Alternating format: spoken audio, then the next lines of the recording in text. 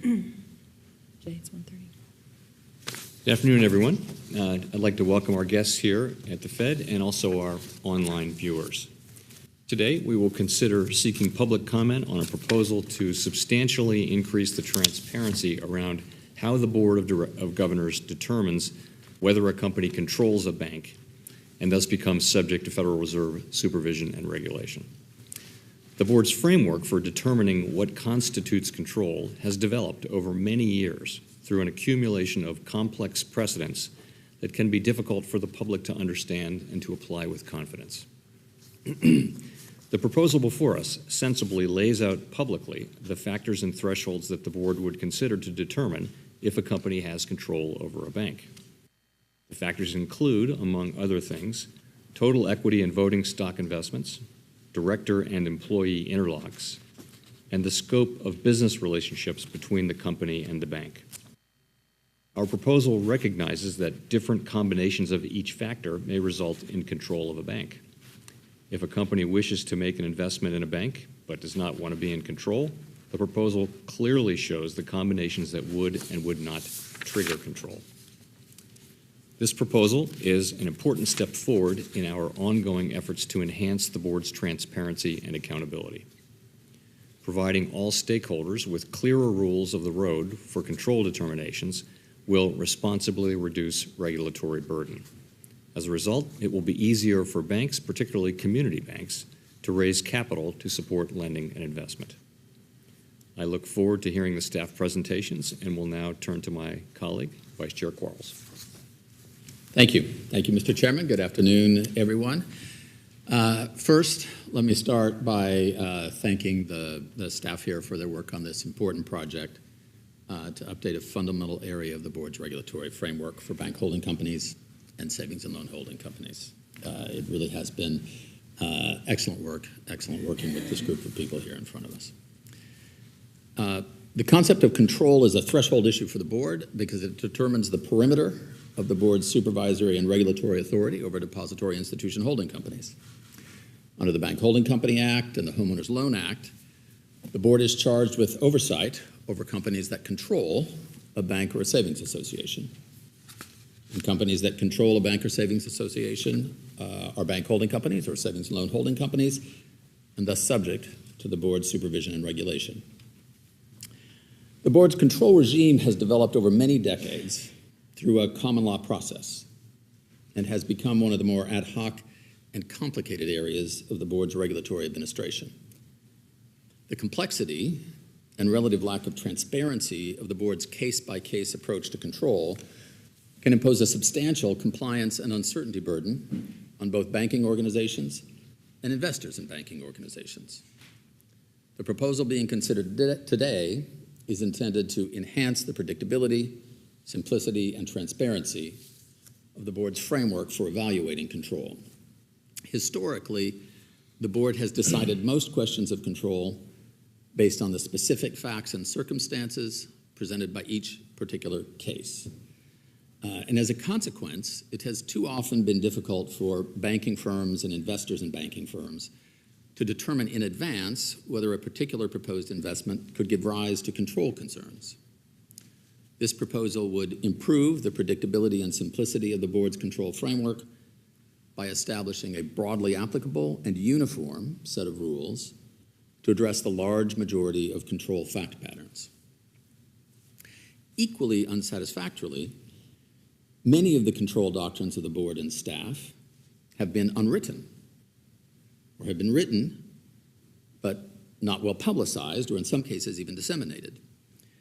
And as a result, the practical determinants of when the Board will deem one company to control another can in some cases not be discovered except through supplication to a small handful of people who have spent a long apprenticeship in the subtle hermeneutics of Federal Reserve lore, receiving the wisdom of their elders through oral tradition in the way that Gnostic secrets are transmitted from shaman to novice in the culture of some tribes of the Orinoco. Another result is that most of the control doctrines of the Board and staff have never gone through the crucible of a public comment process. The proposal would improve the transparency of the Board's control framework by placing substantially all of the board's control positions into a comprehensive public regulation and putting that regulation out for public comment to improve their content and consistency. The substance of the control standards set forth in this proposed regulation generally would be consistent with the board's current control framework, although the proposal contains a number of policy adjustments that the staff will describe in greater detail. I will very much look forward to public feedback on the proposed rule, and I'll now turn it over to Mark Vanderweide, the General Counsel, to kick off the staff presentations. Thank you, Vice Chair Quarles. As the mezzanine tranche speaker today, I'll keep my remarks very short. Over the past 18 months or so, the staff has performed what I like to call a reevaluation of all control values at the Federal Reserve. And the project was a great team effort by staff from the legal division, but also from the Division of Supervision and Regulation and Research and Statistics. And the proposal that you have before you today is the fruits of that interdivisional labor. In short, I think the proposal will simultaneously improve compliance by banks and investors with our control rules, but also reduce compliance burden for banks and their investors. A win-win. Let me turn now to Mark Buresh and Greg Frischman to provide an overview of the architecture of the proposal. Thank you, Mark. The proposal that the board is considering today would revise the board's regulations to provide greater clarity and transparency to the board's views on control under the Bank Holding Company Act and the Homeowners Loan Act. The proposal will be open for comment for 60 days after publication in the Federal Register. I will begin by describing the underlying statutory framework and then by introducing the regulatory proposal. Greg Frischman will then discuss the specifics of the proposal. Our colleagues will help answer questions following staff's prepared remarks. Under the Bank Holding Company Act, a bank holding company is defined as a company that controls a bank.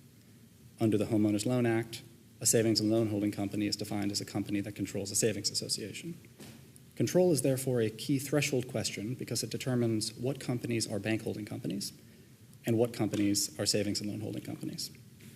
Bank holding companies and savings and loan holding companies are subject to the board's supervision and regulation, as well as restrictions on certain activities.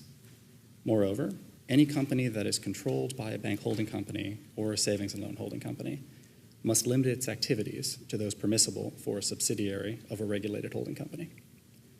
The Bank Holding Company Act provides 3 tests for control. 2 of these tests are easy-to-apply, bright-line tests. First, a company controls another company if it controls 25% or more of any class of voting securities of the other company.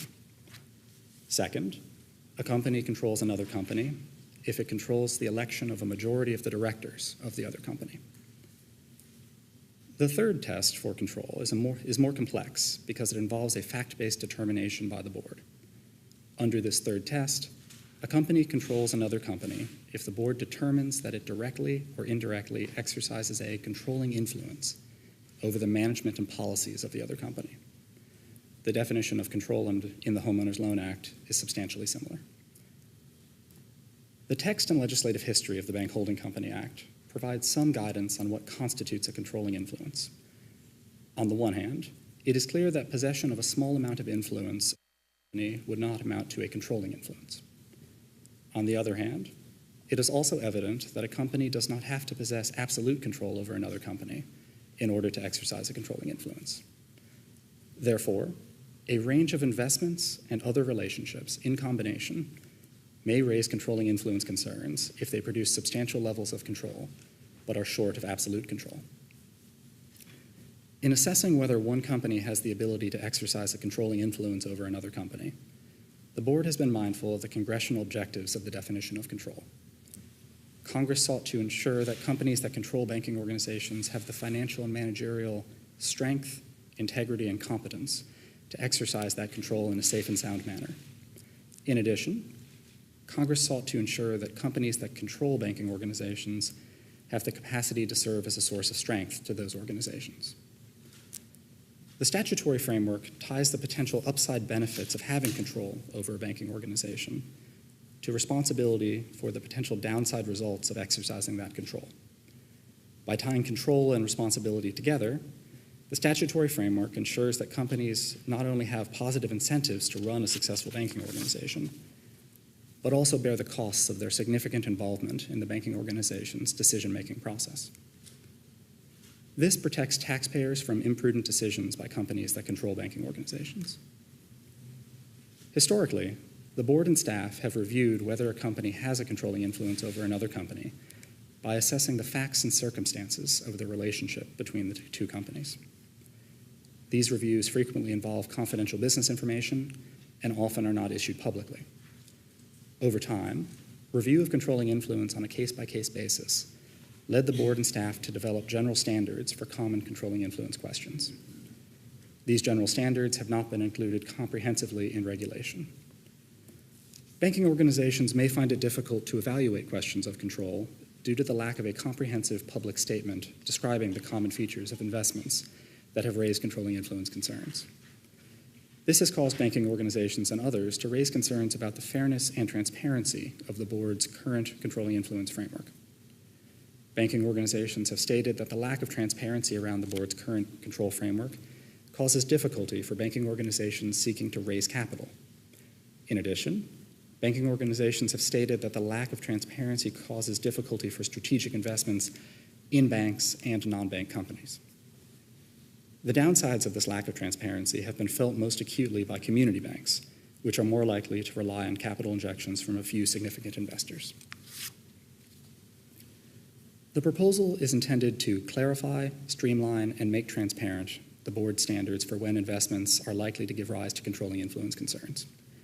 Including these standards in the board's regulations should help to facilitate investments in and by banking organizations. The core of the proposal is a tiered framework that is designed to reflect the major factors and thresholds that the board historically has viewed as presenting controlling influence concerns. In addition to the core tiered framework, the proposal would provide clarifications to important control-related concepts, such as how to measure a company's total equity investment in another company. In general, the proposal would codify a significant portion of the board's current standards with respect to controlling influence.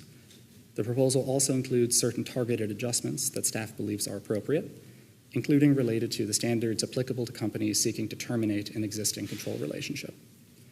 I will now turn to my colleague Greg Frischman, who will discuss the proposal in greater detail. Thank you, Mark. Let me start by describing the tiered framework under the proposal. The proposal would significantly expand the existing presumptions of control in the board's regulations, providing a more holistic view of the board's control standards. These standards would be organized to focus on two critical dimensions of control. First, the amount of voting securities controlled, and second, other specific relationships impacting control. Under the proposal, these two dimensions of control, voting securities and other important relationships, would be evaluated in combination. Effectively, these presumptions would create a matrix in which different combinations of voting securities and other relationships would meet the proposed standards for control. The first dimension is control over voting securities. Control over voting securities is a critical conduit that a company may use to attempt to exercise a controlling influence over another company, and it has long been the central component of how the board analyzed control. The second dimension includes a set of other relationships that impact control. These factors include non-voting equity investments, rights to director representation, the use of proxy solicitations to elect directors, management, employee, or director interlocks, agreements that allow a company to influence or restrict management decisions, and business relationships. These relationships may give a company additional incentives to exercise control and provide additional avenues to do so. The memorandum to the board for today's meeting includes a table showing how the control standards would apply across different ranges of voting ownership. Under the proposal, different standards would apply once a company's level of voting securities exceeds 5%, 10%, and 15%. Generally, as a company's percentage of voting securities increases, other relationships must decrease to avoid controlling influence concern. To illustrate how this framework differentiates among these different levels of ownership, I will now refer to the table that appears in the appendix at the end of the board memo. The top row of the table includes several tiers of ownership at the 5%, 10%, and 15% thresholds. The left-hand side of the table lists a number of the relationships that contribute to control. This table represents the proposed framework, and that you can find the applicable standards for a range of relationships, all based on the ownership percentage. For example, the fourth row of the table describes limits on business relationships. Business relationships between two companies may provide both incentives and opportunities to exercise controlling influence. The proposal would measure the size of such relationships by looking at the revenues and expenses attributable to those relationships. As you will see, the framework imposes stricter limits as you move from lower to higher ownership percentages, starting at no limits at the lowest tier and moving to a 2% limit on revenues and expenses at the highest tier. Staff believe that the presumptions articulated in this tiered framework adopt an appropriate approach consistent with longstanding board practice to evaluate a wide array of channels by which a company could exercise a controlling influence over another company. In addition to the tiered framework I've just described, the proposal would amend certain definitions and would provide greater detail as to how the control standards noted above would apply. I will now briefly describe a few of these more technical changes. First, the proposal would clarify that a company with less than 10% of the voting securities of another company would be presumed to not control the second company, so long as the first company does not trigger one of the new regulatory presumptions of control. This new standard would be consistent with current board practice. Second, the proposal would clarify the board's expectations with respect to a company seeking to demonstrate that its investments and relationships are no longer controlling, notwithstanding an earlier history of control. Historically, the board has analyzed control differently in the context of a new investment as compared to a divestiture.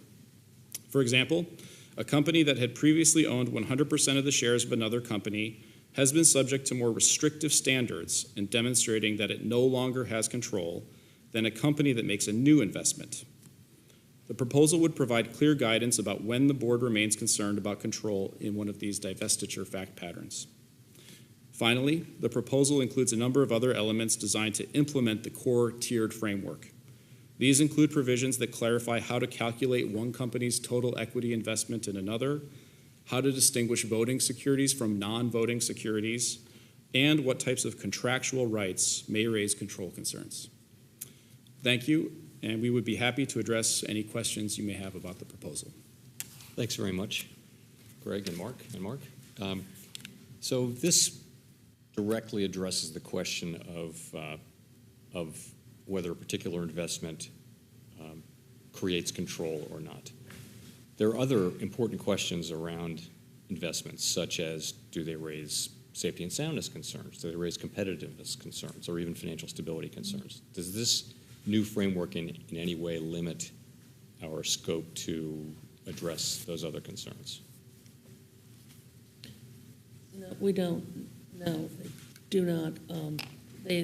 This proposal addresses only the narrow issue of control and how it's applied, and it doesn't change any other rules related to safety and soundness, competitive, or financial stability.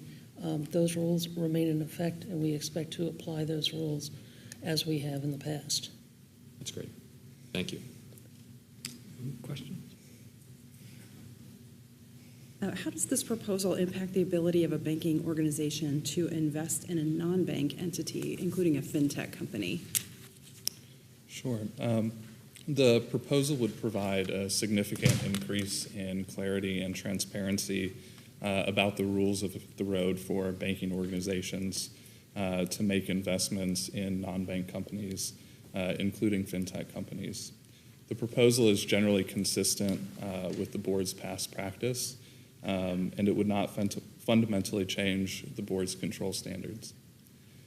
By articulating these standards in a publicly available regulation, banking organizations would benefit from a significant increase in ex-ante certainty and transparency about how the board views control.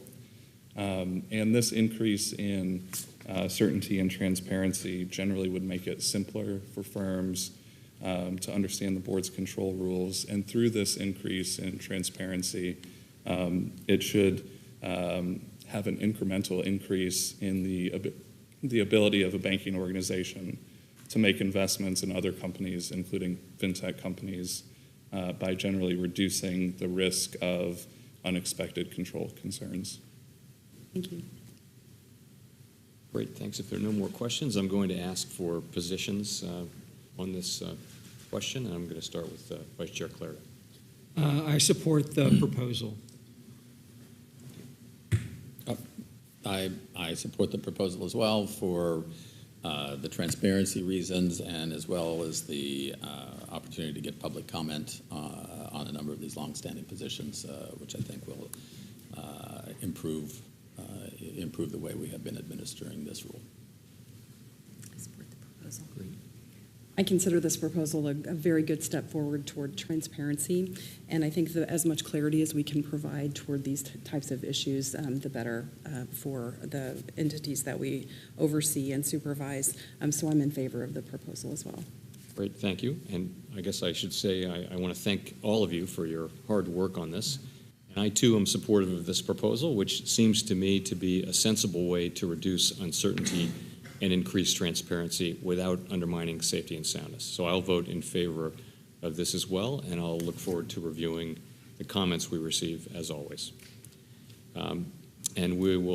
So we're now going to be voting on the proposal to revise our control rules. I need a motion to approve a proposed rulemaking that would revise the board's regulations related to determining whether one company controls another company, and staff to make any minor or non-substantive changes to prepare the documents for publication in the Federal Register. So moved. May I have a second? Second. All those in favor? Aye. Aye.